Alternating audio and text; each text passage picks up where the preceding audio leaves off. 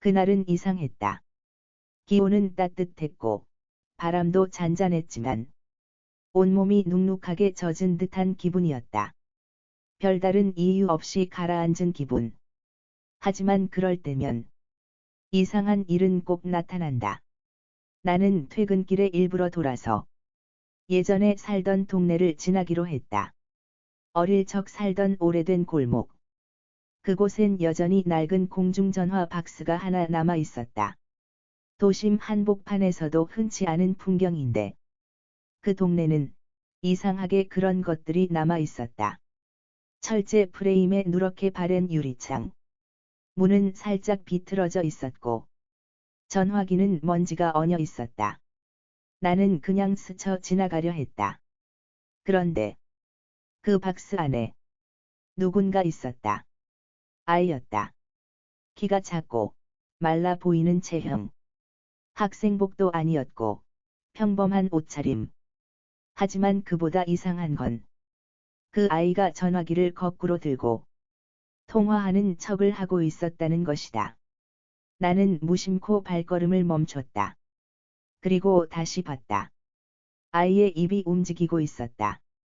전화기에 말하는 쪽을 귀에 대고 듣는 쪽을 입에 대고 무언가를 말하고 있었다. 공중전화 박스 안은 조명이 꺼져 있었고 아이의 얼굴은 유리에 비쳐 흐릿하게 보였다. 하지만 분명히 눈동자가 나를 향하고 있었다. 나는 이상하다는 생각과 동시에 온몸이 굳는 느낌을 받았다. 차가운 기운이 발끝부터 올라왔다. 그리고 그 아이가 입모양으로 말했다. 분명히 그 입술이 이렇게 움직이고 있었다. 받아주세요. 나는 그대로 뒤돌아섰다. 이유를 설명할 수 없었다. 무서웠다.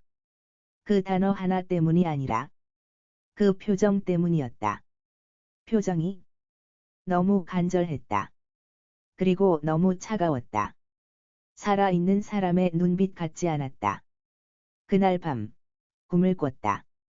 공중전화 박스 안에 그 아이가 있었다.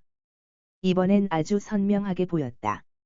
아이의 얼굴은 창백했고 눈 밑은 어두웠고 손엔 수화기가 쥐어져 있었다. 그리고 나를 보며 또다시 말했다. 받아주세요. 받아주세요. 제발. 나는 놀라 잠에서 깼다. 식은땀이 이불을 적셨고 숨이 가빴다. 하지만 그건 시작에 불과했다.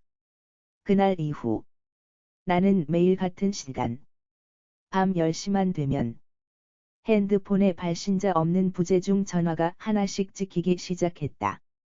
번호는 없었다. 시간은 매번 동일했다. 발신자 없음. 부재중 1건. 처음엔 단순한 오류라고 생각했다. 하지만 반복됐다.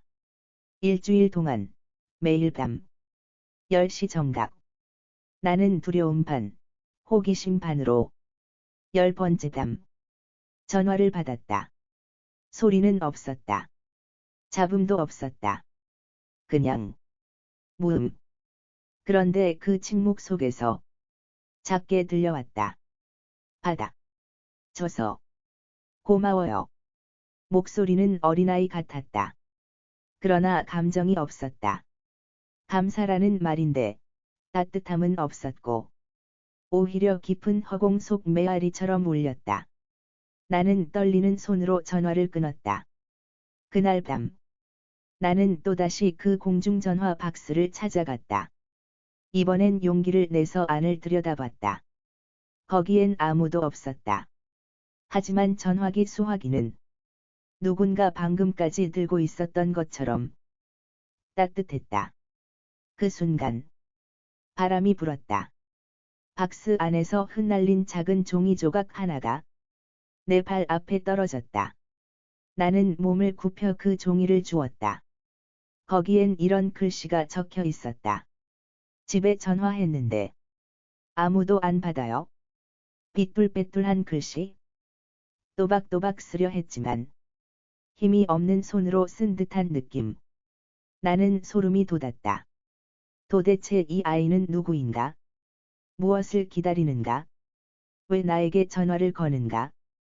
다음 날, 나는 동네 도서관에서 오래된 신문 자료를 검색했다. 그리고 찾았다. 1998년 11월 4일. 그 동네에서 발생한 한 사건. 초등학교 3학년 장군. 공중전화에서 집에 전화를 걸다 실종. 당시 통화 연결은 되었으나 아무 말도 하지 않고 끊긴 것으로 확인. 목격자 없음. 경찰은 유괴 가능성 수사 중. 그 공중전화 박스의 위치와 일치했다. 그리고 날짜. 그날이 바로 내가 첫 전화를 받았던 날의 정반대. 27년 전 그날이었다. 나는 그대로 그 공중전화로 향했다. 그리고 안으로 들어가 수화기를 들었다. 수화기 너머. 아무 소리도 없었다. 하지만 작은 숨소리가 들려왔다. 나는 조용히 말했다. 괜찮니? 숨소리가 멈췄다. 그리고 아주 작게, 아주 조용하게 목소리가 들렸다. 엄마. 나는 말이 막혔다. 어떤 말도 떠오르지 않았다. 그 아이는 계속 말했다. 엄마. 나 길 잃었어. 너무 어두워. 추워.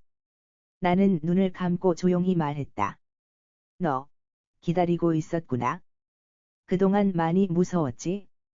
아이의 목소리는 마치 눈물로 젖은 것처럼 떨렸다. 집에 가고 싶어. 그리고 그 순간, 수화기 너머에서 짧은 기계음과 함께 통화가 끊겼다. 나는 조용히 수화기를 내려놓았다. 그리고 그 박스 바닥에 흐릿하게 남아있던 작은 낙서를 봤다. 받아준 사람은 돌아갈 수 있게 해줘요. 그날 이후로 밤 10시에 걸려오던 전화는 멈췄다. 그리고 공중전화 박스 안엔 언제부턴가 불이 켜져 있었다. 나는 가끔 그곳을 지나며 멈춰선다. 박스 안을 들여다보지만 이젠 아무도 없다. 하지만 여전히 어딘가에서 그 아이는 누군가가 받아주기를 기다리고 있었던 것이다. 그 아이는 잊히는 것이 두려웠던 것이 아니라 그날의 마지막 통화를 끝내지 못한 채 남겨졌던 거다. 받아주세요. 그 말은 그저 전화 한 통이 아니라 세상과 연결되기를 바라는 간절한 신호였을지도 모른다. 그리고 며칠 뒤 나는 그 공중전화 박스 안에서 또 하나의 쪽지를 발견했다. 노랗게 바른 메모지 한 장. 그 위엔 조그만 글씨로 이렇게 적혀 있었다. 이제 전화 안 해도 돼요. 고마워요. 정말 고마웠어요. 나는 아무 말 없이 그 쪽지를 조용히 접어 공중전화기 수화기 밑에 다시 넣어두었다. 그날 이후로 그 동네엔 다시 전화 소리도 아이의 모습도 더 이상 나타나지 않았다. 하지만 나는 안다. 누군가의 마지막 목소리를 끝까지 들어주는 것. 그것만으로 한 영혼은 길을 찾을 수 있다는 걸.